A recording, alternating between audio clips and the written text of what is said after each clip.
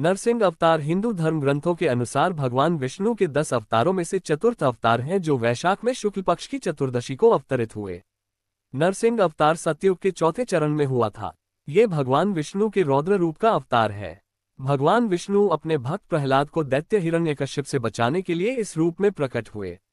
ये अवतार प्रदोष काल में हुआ था, इसलिए शाम को भगवान नरसिंह की विशेष पूजा होती है। पृथ्वी के उद्धार के समय भगवान ने वाराह अवतार धारण करके हिरण्याक्ष का वध किया। उसका बड़ा भाई हिरण्यकशिपु बड़ा रुष्ट हुआ। उसने अजेय होने का संकल्प किया। सहस्त्रों वर्ष बिना जल के वह सर्वथा स्थिर तप करता रहा। ब्रह्मा जी संतुष्ट हुए। दैत्य को वरदान मिला। उसने स्वर्ग पर अधिकार कर लिया। लोकपालों को मार भगा दिया। स्वत संपूर्ण लोकों का अधिपति हो गया। देवता निरुपाय थे। असुर को किसी प्रकार वे पराजित नहीं कर सकते थे। आपको क्या अच्छा लगता है? दैत्यराज हिरण्यकशिपु ने एक दिन सहज ही अपने चारों पुत्रों में सबसे छोटे प्रहलाद से पूछा, इन मिथ्या भोगों को छोड़कर वन में श्रीहरि का भजन करना। बालक प्रहलाद का उत्तर स्पष्ट था।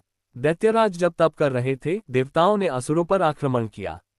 असुर उस समय भाग गए थे। यदि देवर्षि न छुड़ाते तो दैत्यराज की पत्नी कयाधु को इंद्र पकड़े ही लिए जाते थे।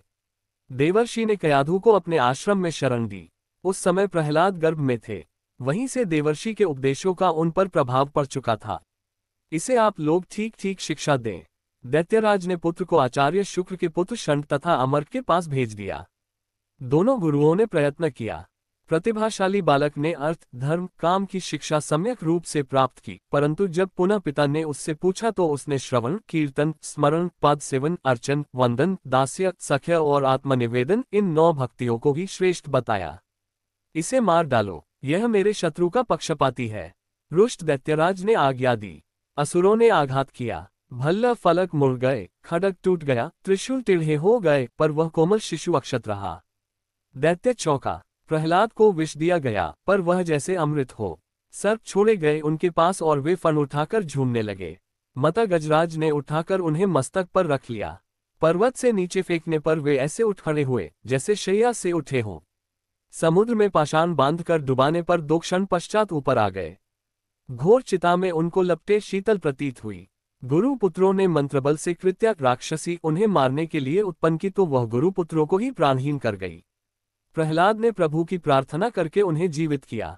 अंत में वरुण पाश से बांधकर गुरु पुत्र पुनः उन्हें पढ़ाने ले गए।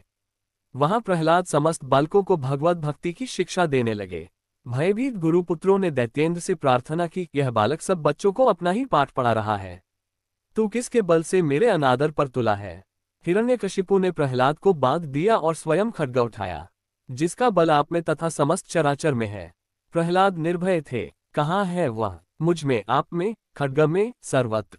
सर्वत्र, इस स्तंभ में भी। निश्चय। प्रहलाद के वाक्य के साथ दैत्य ने खंभे पर घूसा मारा। वह और समस्त लोग चौंक गए। स्तंभ से बड़ी भयंकर गर्जना का शब्द हुआ। एक ही क्षण पश्चात दैत्य ने देखा समस्त शरीर मनुष्य का और मुख सिंह का, बड़े बड़े नख एवं दांत, प्रज्वलित नेत्र, स्वर्णिम सटाएं, बड़ी भीषण आकृति खंभे से प्रकट हुई। दैत्य के अनुचर झपटे और मारे गए अथवा भाग गए। हिरण्यकशिपु को भगवान नरसिंह ने पकड़ लिया। मुझे ब्रह्माजी ने वरदान दिया है। छटपटाते हुए दैत्य चिल्लाया, दिन में या रात में न मरूंगा, कोई देव, दैत्य, मानव, पशु मुझे न मार सकेगा। भवन में या बाहर मेरी मृत्यु न होगी। समस्त शस्त्र मुझ पर व्यर्थ सिद्ध होंगे। भूमि, जल, गगन सर्वत्र मैं अवध्य हूँ। नरसिंह बोले, ये संध्या काल है। मुझे देख कि मैं कौन हूँ। ये द्वार की देहली, ये मेरे नख और यह मेरी जंघा पर पड़ा तू। अट्टहास करके भगवान ने नखों से उसके वक्ष को विदीर्ण कर डाला। वो उग्र रूप देखकर देवता डर गए। ब्रह्मा जी अवसन हो गए। महालक्ष्मी दूर से लौट आईं, पर प्रहलाद वे तो प्रभु के वर प्राप्त पुत्र थे।